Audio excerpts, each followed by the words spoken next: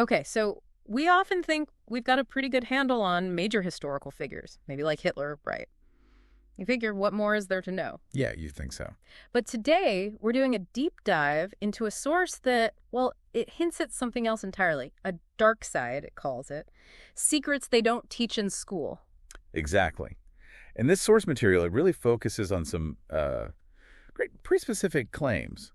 Alleged obsessions with occultism, secret societies, Wow. and even what it labels strange experiments.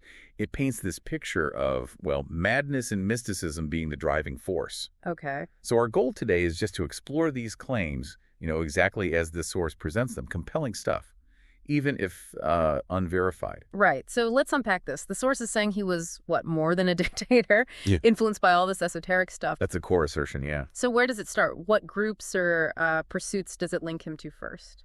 Well, straight away it brings up the Thule Society. The Thule Society. Okay, some Right. listeners might know them. Maybe. Yeah. They were a real German occult group, early 20th century. Definitely into esoteric ideas, nationalism. But, mainstream historians debate how much direct influence they actually had on Hitler. Right, that's the standard view. But this source, it argues he was deeply connected. It even mentions visuals of supposed SS rituals depicting them as these dark, almost magical ceremonies. Huh. The idea being he was chasing what the source calls forbidden knowledge, believing it could give him power beyond, just politics or military might. Okay, that's definitely a different angle than you usually hear. So if he's chasing this forbidden knowledge, where does the source claim that led him? What about the more disturbing ambitions? Well, following that thread, the source gets into something really unsettling. This alleged dream of creating a superhuman race. Right, eugenics is known, but this sounds different. It is, according to this source. It alleges this wasn't just social policy, but involved what it calls dark science. Dark science. Yeah. It explicitly talks about stolen children, naming the Lebensborn children specifically, portraying them as part of this dark vision. Now, Lebensborn was a real horrific Nazi program. Absolutely real and terrible, aimed at boosting the so-called Aryan population, even kidnapping children. But this source really ramps it up, depicts forced human experiments using these images of, black and white lab scenes, creepy shadows. So it's taking a real thing and pushing it into this almost like horror movie territory. Kind of, yeah. Suggesting a much more sinister, almost fictional scientific agenda, driven by those mystical beliefs we mentioned. It definitely adds to this narrative of his secrets. Wow. Okay, that's Yeah.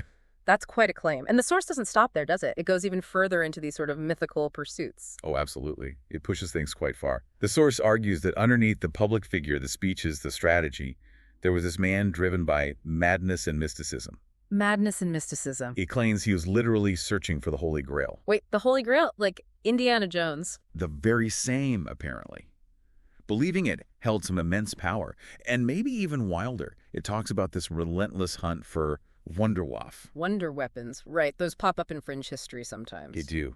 These mythical, super advanced weapons. And this source gets really specific.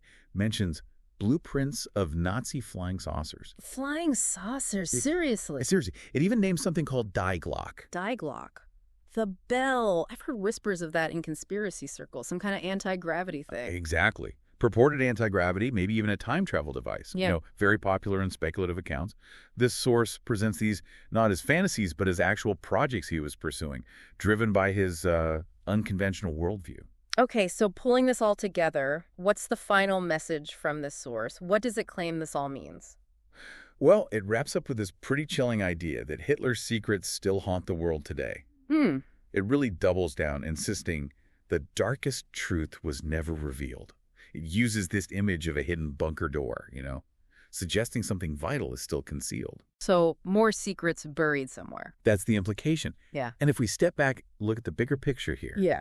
It really shows how certain historical figures, especially ones tied to such, dark times, they become magnets for these enduring mysteries, these speculative stories, even when the sources presenting them as fact aren't, verified historical documents. Right. It speaks to that allure of hidden truths, doesn't it? It really does. And how the line between documented history and these really compelling but maybe unproven narratives can get blurred. So we've really only scratched the surface of what this particular material puts forward. It's definitely a different perspective. For sure. And for you listening, maybe think about how these kinds of narratives, the sensational, the secret histories, how they shape our view of the past, and the power these untold or maybe unproven stories hold, makes you wonder what other figures might have these kinds of secret layers whispered about them, affecting how we see them even now.